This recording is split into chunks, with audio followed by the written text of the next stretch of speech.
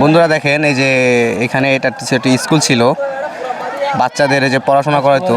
এই দেখেন এই বেঞ্চগুলো কীভাবে আগুনে পুড়ে গেছে, পড়াশোনার জায়গাটা একদম আগুনে পুড়ে ছাই হয়ে গেছে। ওই যে বাচ্চাদের বইগুলো পুড়ে গেছে, এই দেখেন বইগুলো একদম পুড়ে ছাই হয়ে গেছে।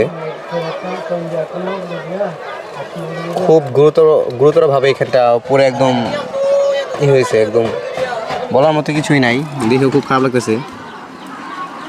ভাই একটু নেন তো, একটু ভিডিও করি আপনার।